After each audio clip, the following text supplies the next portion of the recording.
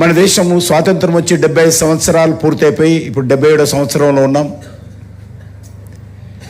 కానీ మనకి ఇప్పటి వరకు కూడా ఇంకా అనేక రకాల విధానాలు బ్రిటిష్ వాళ్ళు వదిలిపెట్టినటువంటి మరి పద్ధతిలోనే మనం కొనసాగుతూ ఉన్నాం. ఇంకా అనేక మార్పులు చేయాల్సినటువంటి అవసరం ఉంది. ప్రధానమంత్రి గారు పదే పదే మంత్రులకు చెప్తారు, పాత చట్టాలు ఏమున్నాయో బ్రిటిష్ వాళ్ళ హయాంలో ఉన్నటువంటి చట్టాలన్నింటినీ కూడా మార్చాలి. ఇప్పుడు ఉన్నటువంటి వర్తమాన రాజకీయ సామాజిక ఆర్థిక పరిస్థితులకు అనుగుణంగా మనం చట్టాలు మార్చుకోవాలని పదే మంది వారు చెప్తుంటారు. దానికి అనుకూలంగా అనేకమైన మార్చుకున్నాం. దురదృష్టం ఏంటంటే ఏవైతే దేశానికి అవసరమైనటువంటి విధానాలు ఈరోజు కావాలో వాటన్నిటిలో కూడా ప్రతిసారి మనకు అడ్డం పడేటువంటి ప్రయత్నం జరుగుతూ ఉంది. ఇది మంచిది కాదు. అందుకే ఈరోజు ప్రజల మధ్యకు వెళ్ళాలి. మన ప్రధానమంత్రి గారు చెప్పారు, ప్రజల మధ్యకు వెళ్ళి 1 నేషన్ 1 ఎలక్షన్ విషయంలో ప్రజలను చైతన్యం చేయాలి. ప్రజల ద్వారా రాజకీయ పార్టీల మీద, విశ్లేషకుల మీద ఒత్తిడి రావాల్సినటువంటి అవసరం ఉంది. ఇది ఒక ప్రజా ఉద్యమంగా రావాలి.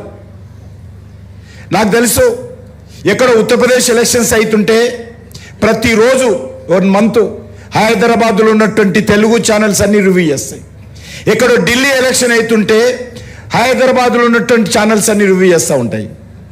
ఏ ఇంట్లో కూర్చున్నా, ఏ రచ్చబండ మీద కూర్చున్నా యూపీ ఎలక్షన్ ఎట్లా ఉన్నది, ఢిల్లీ ఎలక్షన్ ఎక్కడ ఉన్నది, కేజ్రీవాల్ వస్తాడా పీక్తాడా, ఇదే విషయం. ప్రతిసారి ఎన్ని మ్యాన్ అవర్స్ వేస్ట్ అయితే ఆలోచన చేయండి. ఎంత మ్యాన్ అవర్స్. ఈరోజు ఒకసారి ఎలక్షన్ అయిపోతే ఈరోజు ప్రధానమంత్రి గారు ప్రతి 3 నెలలకు ఒక రాష్ట్రానికి ఎలక్షన్స్కి వెళ్ళాలి.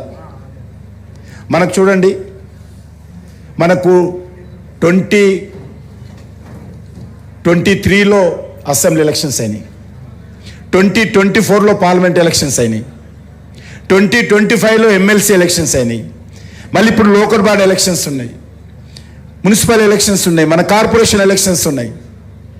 నేను నా గురించి చెప్తాను.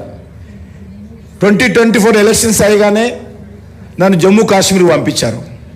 3 నెలలు అక్కడ ఉన్నాను ఎలక్షన్స్ ఇన్ఛార్జిగా. తర్వాత మహారాష్ట్ర ఎలక్షన్స్కి వెళ్ళమన్నారు, మహారాష్ట్ర ఎలక్షన్స్కి వెళ్ళాను. ఢిల్లీ ఎలక్షన్స్కి వెళ్ళమన్నారు, ఢిల్లీ ఎలక్షన్స్కి వెళ్ళాను. ఇక ఎక్కడ మేము మంత్రివర్గం ఇక్కడ పనిచేస్తాము, రాజకీయ పార్టీ కార్యకర్తలు ఎక్కడ ఉంటామో ఆలోచించేయండి. అందుకే ఒకటి మనవి చేస్తా ఉన్నాను, ఏదైనా ఈ దేశంలో మార్పు రావాలంటే ఆ మార్పు ఈరోజు స్పష్టంగా నరేంద్ర మోడీ గారి నేతృత్వంలోనే మార్పు వస్తుంది. అది జిఎస్టీ తీసుకున్నా, లేకపోతే డిజిటల్ ట్రాన్సాక్షన్ తీసుకున్నా, ఆర్టికల్ 370 తీసుకున్నా, రావణ కాస్ట్రం లాగా 75 సంవత్సరాల పాటు జమ్మూ కాశ్మీర్ను తగలబెట్టారు. 46,000 మంది చనిపోయారు. కానీ ఓటు బ్యాంకు పాలిటిక్స్, ఆర్టికల్ 370 తీసేసిన తర్వాత ఈరోజు జమ్మూ కాశ్మీర్ పరిస్థితి చూడొచ్చు. 3 తలాక్ మిత్రులు రామచంద్ర గారు ఇప్పుడే చెప్పారు. సుప్రీంకోర్టు చెప్పినా కూడా 3 తలాక్ మార్చలే, ఎందుకంటే ఓట్లు పోతాయి. ఓట్లకు 3 తలాక్ సంబంధం లేదు. ఈ దేశంలో 10 కోట్ల మంది ముస్లిం మహిళలు ఉన్నారు.